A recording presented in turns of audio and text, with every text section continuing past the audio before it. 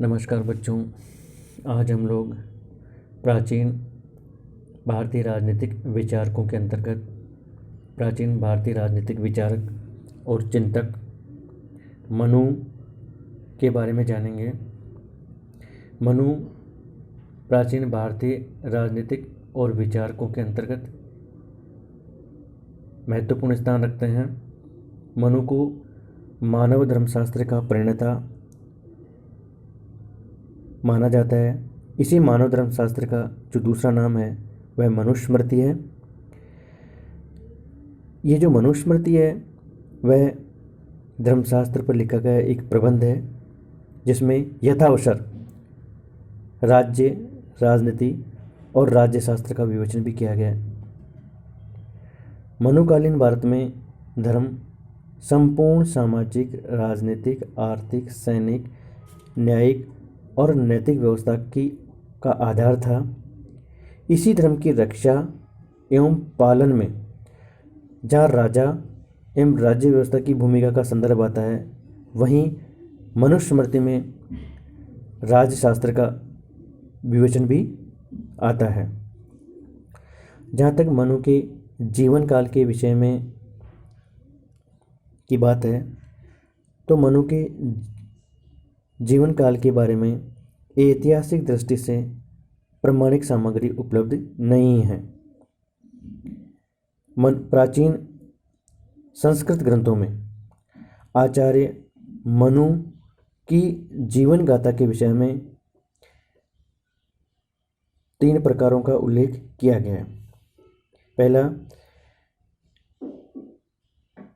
जब संपूर्ण विश्व महाप्रलय के आवेग से ध्वस्त होकर जल प्लावित हो गया तो मनु ही शेष रहे, जिन्होंने नए रूप में मानव समाज की संरचना की और वर्तमान मानव समाज उसी का विकसित रूप है।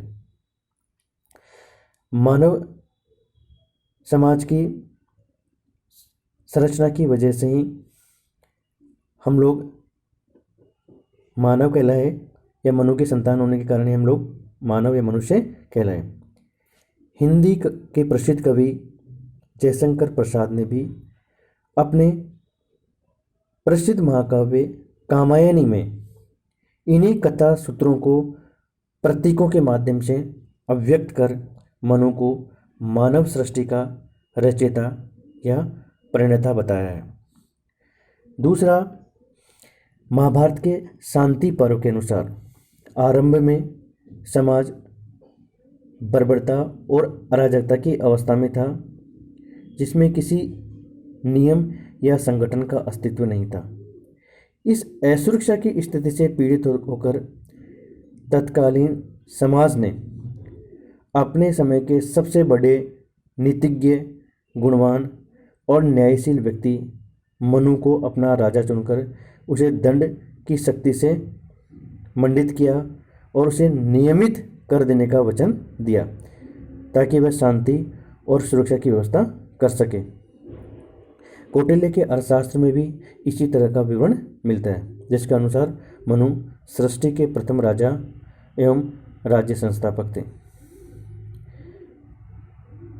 प्राचीन भारत में मनु को विस्तृत मान्यता प्राप्त थी, फिर भी ये कहना सही नहीं होगा कि उन्हीं का बनाया हुआ कानून सर्वमान्य था।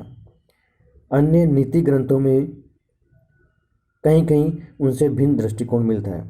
उदाहरण के लिए शुक्र नीति के अंतर्गत राजा की देवी प्रकृति के विचार को जिस तरह से संशोधित कर भिन्न भिन्न प्रकृति के राजाओं के प्रति भिन्न भिन्न व्यवहार का समर्थन किया गया है, वह मनुस्मृति के दृष्टिकोण से भिन्न है और उससे अधिक व्यवहारिक है। याज्ञवल्क्य के स्मृति के अंतर्गत मनुस्मृति की अनेक मान्यताओं का खंडन किया है। कौटिल्य के अर्थशास्त्र में भी कहीं कहीं मनुस्मृति के दृष्टिकोण से भिन्न मत प्रकट किया गया। इससे ये सिद्ध होता है कि प्राचीन भारत में परंपरागत मत से भिन्न मत की अभिव्यक्ति पर कोई प्रतिबंध नहीं था। आचार्य मनु के विचारों को भी हमें इसी दृष्टिकोण से समझना चाहिए।